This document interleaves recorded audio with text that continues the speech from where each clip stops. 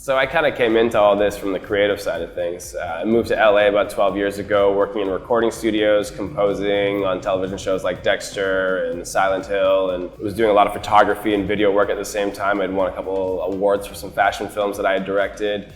And so my work was starting to get recognized, and then, started working at advertising agencies, became a creative director, worked my way up there. As a creative director, I noticed that one of my favorite things to do was to do branding and to be brand building and to take brands from inception to launch. And that just naturally led my progression into entrepreneurship and learning the business side of things.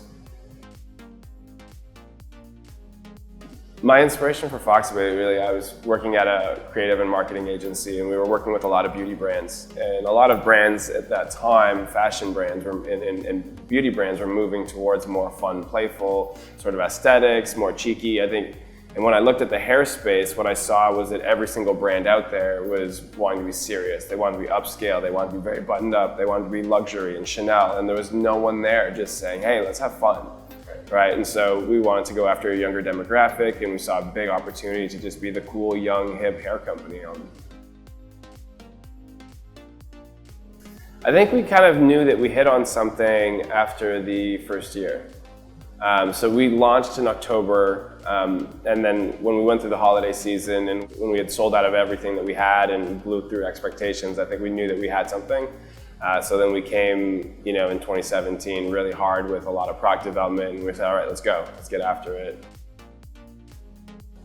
So we started thinking about exiting about 2 years ago. And so, the first year was really sort of spent getting our company in shape, getting our books in order, putting in place middle management and upper management to sustainably move the company over to new ownership. And about 6 months ago, we started reaching and working out with FE. And they sort of really kind of came in, did a proper QV, a proper assessment. They went through our business and sort of really understood what needed to be adjusted and what it was worth. They were an incredible team at allowing us to accomplish our goals of getting a 100% exit done.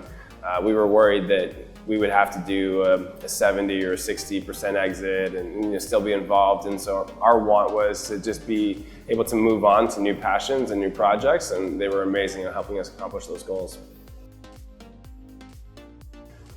One of the things that surprised me the most was just how tedious it was to sort of get to the point where you're closing a deal and exiting. It's a lot of work to sort of get done in that process, and also continuing to run the business while you're also going through the process of exiting was pretty demanding. I can say for sure now I have the utmost respect for people who do this for a living every single day. I don't know how you guys handle that on a constant basis, but congrats to you guys for the endurance in this whole process.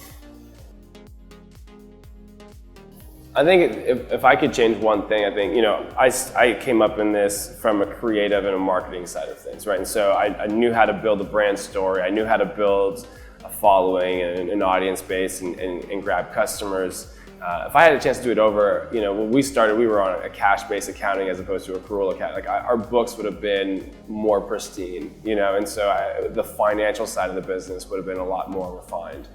Just so that, when we got to the point of wanting to exit, it wouldn't have been anything to clean up. It would have just been a smoother process. What's next? Same thing we do every night. Think you were to take over the world.